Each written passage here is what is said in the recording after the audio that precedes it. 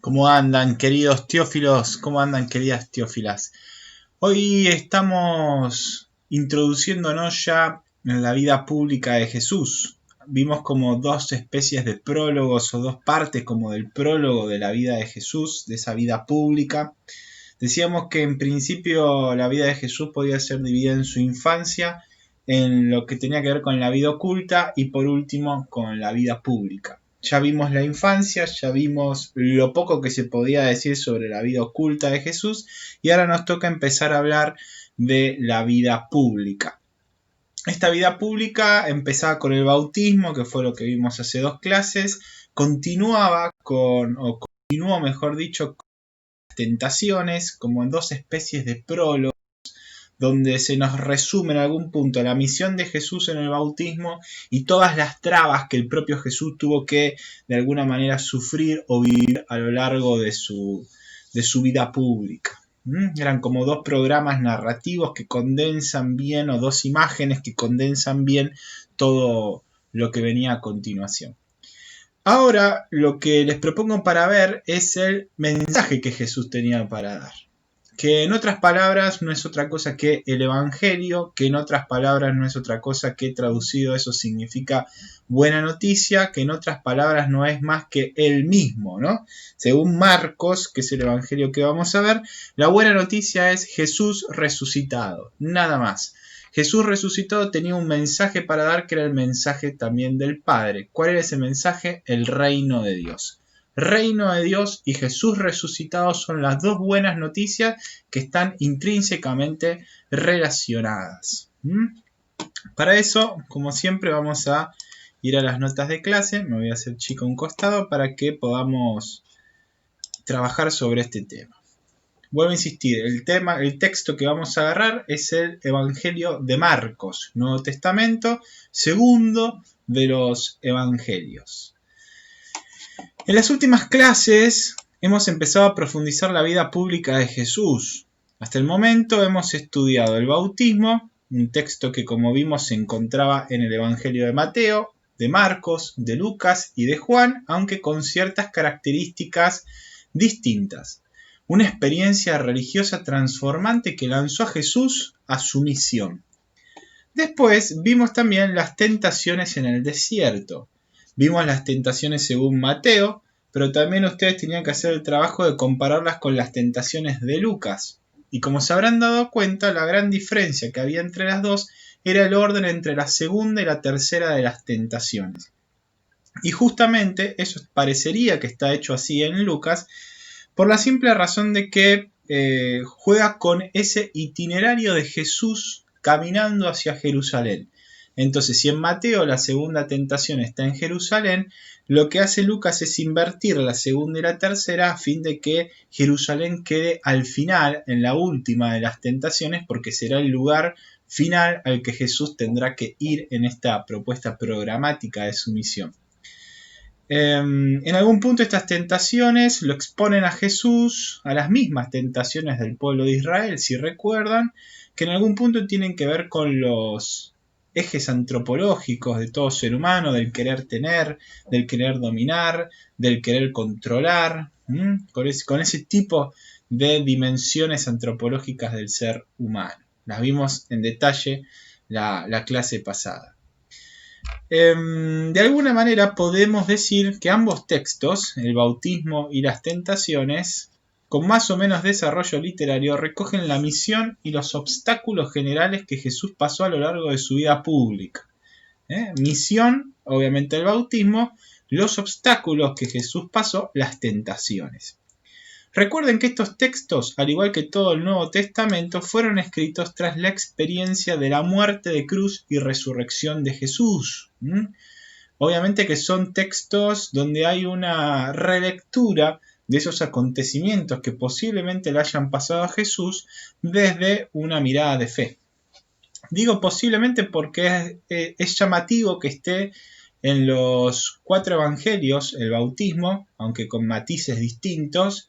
Si notaron, según iban cambiando los evangelios, el primero es Marcos, luego Mateo, luego Lucas y luego Juan, parecería como que Jesús va evolucionando o el relato va evolucionando del mismo relato del bautismo en los 4 evangelios, donde Jesús cada vez va siendo cada vez más autónomo.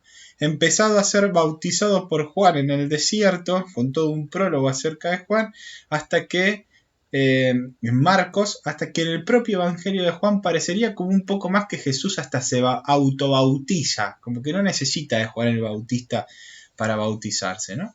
O sea, es como que hay un progresismo de mostrar a Jesús cada vez más profeta, cada vez más rey, como cada vez más Dios en algún punto, ¿no? Buenísimo, ya está todo listo entonces para el inicio de la predicación de Jesús, el reino de Dios. Reino que, como les dije, está relacionado con su persona. En el Evangelio de Marcos se nota con claridad la unidad que hay entre reino de Dios y la revelación progresiva de Jesús. Jesús vendrá a predicar el reino de Dios, pero a su vez también el reino de Dios de alguna manera será el contexto donde Jesús se manifiesta, ¿no? Ese es como el juego que hay. La buena noticia es la llegada del reino, la soberanía de Dios que se manifiesta y se muestra a los de entonces a través de los milagros de Jesús, de sus palabras, de sus gestos, hasta en el gran gesto de muerte en la cruz, en obediencia al plan del Padre. No porque el Padre quisiera que Jesús muriera en una cruz, sino o siendo obediente a la palabra de Dios como lo fue a lo largo de su vida, incluso hasta el final en una situación injusta. Esto nos permite entender que las acciones de Jesús no pueden ser entendidas por fuera del gran contexto hermenéutico del reino de Dios. Todo lo que Jesús haga en los evangelios está direccionado a mostrar que el reino de Dios ya estaba operante en medio de la gente, en medio del pueblo de Israel, que sigue operante incluso en nuestros días, esperando la máxima manifestación, plenitud de ese reino que llegará con su segunda venida, con la parucía. Eso dice la teología cristiana. Pero, ¿qué realidad estamos diciendo cuando hablamos del reino de Dios? ¿Es un reino terrenal el reino de Dios? ¿En algún momento Dios va a bajar con poder, con fuerza, va a separar los malos de los buenos y se va a poner el trono y va a reinar? ¿Es un reino espiritual? Es decir, que reina en nuestros corazones, reina en nuestra forma de vivir. ¿De qué reino estamos hablando? Él es rey, ¿no? Decimos que Dios es el rey y rey de nuestras vidas, pero ¿qué tipo de rey es? Si es el reino de Dios, en realidad Dios es el rey, ¿no? Es como decir el reino de Isabel. Bueno, es el reino de la reina Isabel o que gobierna la reina Isabel. Decir que el reino es de Dios, necesariamente entonces el rey es Dios. Pero ¿qué tipo de rey es y qué tipo de reino estamos hablando? Para responder estas preguntas, que son comunes a todos los evangelios, en especial los sinópticos, si Juan hace referencia un poco al reino, enfatiza más otras cuestiones teológicas, sobre todo la hora de Jesús de vuelta al Padre. De hecho, el evangelio de Juan piensa el camino de Jesús como un descenso del Padre porque era preexistente Jesús y vuelve hacia el Padre, ¿no? Ese es el itinerario que está por detrás narrativo del Evangelio de Juan. También apunta más a unos signos concretos que son signos para creer en su persona, ¿no? Eso queda expuesto al final del Evangelio de Juan, que dice: todos estos signos fueron relatados a fin de que promovieran la fe. Una cosa así dice el Evangelio, ¿no? Juan 20, creo.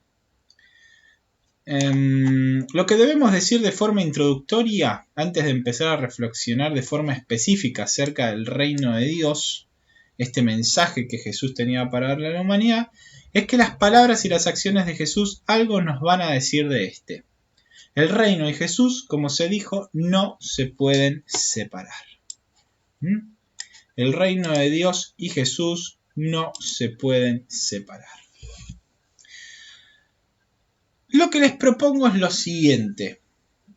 Aquí, a continuación, está el texto propiamente dicho de El reino de Dios que aparece en Marcos 1, 14, 15. Enseguida del bautismo aparecen las tentaciones y enseguida de las tentaciones aparece este texto, Marcos capítulo 1, versículos 14 y 15, dos textos muy cortos que nos van a marcar una especie de itinerario programático de a lo que vino este Jesús. Marcos nos empieza diciendo que Juan el Bautista era el precursor, se bautiza Jesús con la efusión del Espíritu Santo, es tentado en el desierto y ya preparado como para la misión, tiene que empezarla en algún momento. Este es como el punto de partida de inicio de la misión de Jesús. A pesar de ser dos versículos simplemente, es un texto denso, muy denso en contenido teológico. Tiene palabras que a simple vista parecen que no dicen nada, si uno no entiende del tema o no está habituado a profundizar en estas cuestiones, pero cuando uno le presta atención a estas palabras, va a encontrar que tienen un gran contenido interno. Dice mucho más en algún punto este texto de dos versículos que lo que a simple vista parece. Dice así, Marcos 1, capítulo 1, versículo 14 y 15. Después que Juan fue entregado, estamos hablando de Juan el Bautista, marchó Jesús a Galilea y proclamaba la buena nueva de Dios. El tiempo se ha cumplido y el reino de Dios ha llegado. Conviértanse y crean en la buena nueva, ¿no? Es un texto muy cortito. Básicamente nos refiere que Juan fue entregado, que cuando Juan fue entregado a la cárcel, Jesús volvió a Galilea y empezó a proclamar la buena nueva de Dios. ¿De qué se trataba esa buena nueva? Diciendo de que el tiempo se había cumplido y que el reino de Dios ya había llegado. Entonces, para poder recibir ese reino había que convertirse y creer. Creer que Dios estaba interviniendo ya y que el tiempo de la promesa se había cumplido. Ese es el mensaje que uno puede leer a simple vista, ¿no? Al nivel narrativo, podríamos decirlo. Es un texto programático. Cuando uno habla de un texto programático, está hablando en general, desde un análisis de un programa. Es decir, este texto está mostrando lo que va a venir a continuación. Es como cuando uno va a un teatro y en el teatro te da un programa de la obra, exactamente lo mismo. En algún punto nos está diciendo estos versículos todo lo que se va a venir en el Evangelio de Marcos. Todo lo que tiene que ver con esa misión de Jesús para la cual fue bautizado y para la cual fue tentado en el desierto. Presenta el programa narrativo de lo que va a suceder de aquí en adelante. Lo que nos está diciendo este pequeño texto, pero profundo en contenido teológico, es que Jesús se encargará de predicar en adelante la buena nueva de Dios. Que no es otra cosa que anunciar a todos, si prestaban atención, dos cosas. Salvación, el tiempo se ha cumplido, ¿no? El texto nos decía, el tiempo se ha cumplido, y a su vez también que el reino de Dios ha llegado, ¿no? El reino de Dios ha llegado. Y el reino de Dios ha llegado. El tiempo se ha cumplido y el reino de Dios ha llegado. Es lo que tiene que ver con la buena nueva de Dios. Pero no es cualquier tiempo, lo vamos a ver abajo. Y vamos a tener que profundizar también en la cuestión del reino, porque no es cualquier reino. De hecho, Jesús no instauró, uno está predicando que Jesús resucitó, o sea, que venció, por así decirlo, todos los obstáculos que se le presentaron por delante. Pero no hay ningún reino, donde haya un Jesús triunfante reinando sobre las poblaciones humanas, con un ejército, con un territorio, y tampoco solamente se trata de una cuestión meramente espiritual, no es que reina en nuestras vidas, en nuestra conciencia, todo un lenguaje simbólico que está muy bien y que nos hace bien y ayuda a reconocer el misterio, pero que no se puede quedar ahí porque el reino de Dios va a tener también consecuencias prácticas. En algún punto es una mezcla, ya lo vamos a ver. Hay algo que sucede internamente dentro de la persona humana, pero a su vez también lo que sucede internamente tiene consecuencias prácticas bien concretas. Y cuando hablamos de este tiempo que ha llegado, no pensemos, lo vamos a desarrollar a continuación, que está hablando del tiempo a la manera en que nosotros entendemos el tiempo. En castellano nosotros entendemos el tiempo como una sucesión de momentos, por así decirlo. Entonces va pasando el tiempo, significa van pasando los días, van pasando los años, etc., ¿no? El tiempo, los griegos tenían dos palabras para hablar de tiempo. Un tiempo cuantitativo, el que nosotros usamos, esto pasó hoy, esto pasará mañana, esto pasará pasado, y así sucesivamente. Y el tiempo, eso tiene el nombre de cronos, el nombre de cronos, mientras que también usaban otra palabra para hablar del tiempo, que era kairos, ¿no? Kairos. Kairos hace referencia a un tiempo cualitativo, no quanti, sino quali, ¿no? De cualidad, no de cantidad. Y en el fondo, en nuestro lenguaje uno lo dice o utiliza esta acepción del término tiempo cuando dice qué noche aquella, qué lluvia la que pasamos, qué tormenta la que vivimos. O sea, un tiempo particular, que no estamos haciendo referencia a una cantidad de sucesos, sino a un momento particular que experimentamos algo particular, ¿no? Esa tormenta todos los años, todos los meses, y quizás cada 2-3 semanas uno puede decir que llueve, pero siempre hay una o dos tormentas en el año que uno va a decir, che, ¿te acordás de esa tormenta que pasamos? Bueno, porque esa tormenta era una tormenta que tenía algo particular. Lo mismo nos pasa cuando hablamos de otro tipo de experiencias, ¿no? Es ese tiempo cualitativo, no el tiempo cuantitativo. Pero eso ahora lo vamos a ver en profundidad a continuación.